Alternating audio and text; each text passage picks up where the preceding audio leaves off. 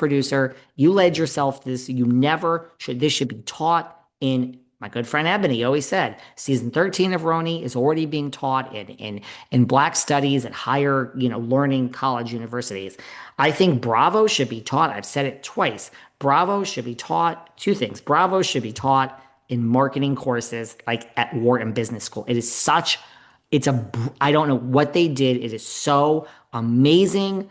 They're expert in marketing, their expertise. How? Because I mean, you look at Drag Race, these drag queens have millions more followers than Dorinda Medley. Bob the drag queen could smack you down with one sentence, Dorinda. The Bachelor, the numbers are so much bigger. Survivor, the numbers are bigger. Big Brother. It's the numbers are so small on Bravo, and yet it's such a rabid fan base. It's really is an expert course on marketing that should be taught at the best business schools in the country. I think what not to do in business, we should also teach, and we should put Andy Cohen and Bravo and Francis Berwick and all the executives and the production company, Sirens, the production company Sirens, does Jersey, they should be on one side, and Teresa Giudice should be on another side. Never, ever, ever, ever, ever, ever in business let one person get that powerful in your organization. I do the business consulting.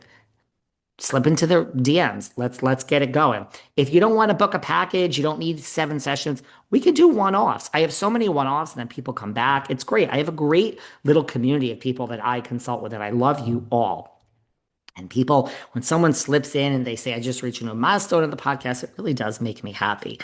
Um, who knew? David Yontef, a Mother Teresa, helping people. I think it's a course of what not to do. And you let it get here. And so I can't blame Denise when she says, that she doesn't want to end up like Teresa. But here we are, and that's how we got to the state of where things are in Housewives, and that's why you don't know what to do, Andy, with the future, and that's why you're panicking. A bunch of other very quick little things. Kelsey Grammar, who, believe it or not, I see all the time. He has a house here in Sag Harbor. You wouldn't even Billy Joel walks around the street, you recognize him. I mean, he doesn't look the same as he did back when he sang Uptown Girl. It's Christy Brinkley. Christy Brinkley's all over the Hamptons, too. The other night, she was in Tuda, where I like to go to eat. She was there, showed up early, all by herself, because she was early, waited at the bar. No one gave her special treatment. I mean, she was just the bartender finally said, what would you like? I mean, this bartender, 20 something years old. I doubt he even knows Christy Brinkley is, but lovely, lovely, no attitude. Billy Joel, lovely. Kelsey Grammer walks around with the glasses, jeans, and a t-shirt. You don't even know it's him until you do. Like, I've passed him, and so it's like, that's Kelsey Grammer, really? 70 years old, having his 8th child with his wife, who is 46. I mean, more power to you. Listen, I actually understand Michael Douglas, Trump even. Like, I understand why these older guys have children when they have tons of money. Why not leave as much of yourself here? I mean, it's narcissistic in a lot of ways, but loving too. If your wife wants a kid, what do you care if you're Kelsey Grammer? I mean, that Frasier, listen, you got the people, at Melrose Place and 90210, like they're working actors. They don't got no nothing. But the Friends, Seinfeld, Frasier, Kelsey Grammer is fucking loaded. Why not keep having kids? Have another one. There's enough money to go around. I mean, it's not like you're going to be a hands-on dad, although he says he's more hands-on. I'm sure you are. You're 70 years old. But you'll have help. But anyway, my point is, he walks around. I don't recognize him. I just want to know what Camille Grammer thinks of this. I just do. I can't help it. I love Camille. It's neither here nor there. There's no judgment. Go have as many kids as you want, Kelsey, bro. I just wonder what Camille Grammer feels about, how she feels about the Kelster having another child. That's all. Camille comments and tweets and is all over Twitter when these things happen. I just want to know what you think, Miss Camille. That's all. So someone find Camille and get her to tweet. That's it. Not much more is happening. I love you guys all. Keep things are on my mind and they keep slipping through the cracks. I got a lot more to say about a lot of things. I love you all. I appreciate you all. I will always say that. Here we are. We have a nice little community on Saturdays on Patreon. You really are my favorites. And I don't know. I'm thinking like, should we start doing? Someone's like, any chance of doing a contest? I'm thinking maybe, I talk about these private Zooms that I do with this Bravo advice and not even advice. People literally are booking me for like half an hour or an hour. Hey, if you can't afford an hour, just book half an hour. Half an hour of, just whatever you want to ask me about Bravo. We can talk one on one. You can vent. You can tell me off and say, I'm a tree hugger and I love Teresa and I'm going to convince you why she's great. I have an open mind. Unlike most people, I have strong views on everything in the world: politics, fashion, Bravo, everything. But I am one of these strange people who, as a Gemini, I always, always, always, I guess makes me an empath, can see the other side. This is why I won't argue with anyone. I won't try to convince you of my opinion. I have my opinion. I stick to it.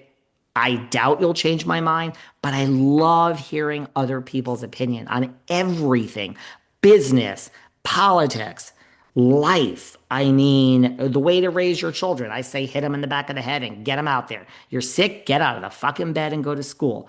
I'm open to hearing everyone's side. I really don't judge anyone. Nobody has the right to judge. Let me tell you, when you don't care about what anyone says about you or does with their life, you guys go swing from the rafters and leather tonight. I don't care. Do all the drugs you want. I don't care. Your life is so wonderful. You only can control one thing in the world, and that is the way you react to things. That is my best advice for today.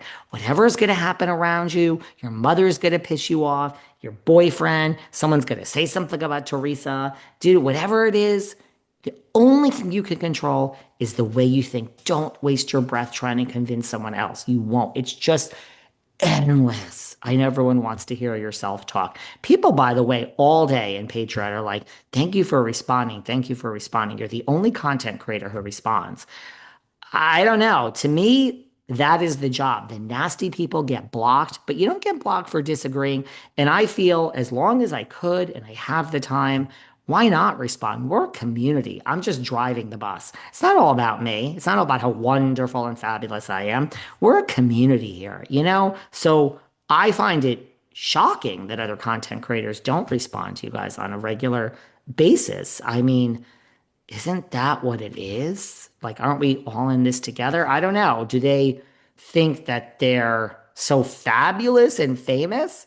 If you take my podcast course, I teach you anyone could start a podcast. Now, it's a hell of a lot of work, and actually making money is a whole nother story, which has nothing to do with content. I'm rambling. You guys got me off track. I actually did some yard work this weekend. Not yard work, but I've been cleaning out some things here in Sag Harbor, like my storage unit. Who am I? And they say I don't do, I'm not able to get rough and tumble. I love you all. We'll be back. Thank you for being patrons. It is never, ever, ever taken for granted. Thanks for sticking with me for 6.5 years, letting me do a job that I love to do. I love all of you. I will see you next week. And let's hope for a good week and some Bravo news and some shows. Love you guys. Bye.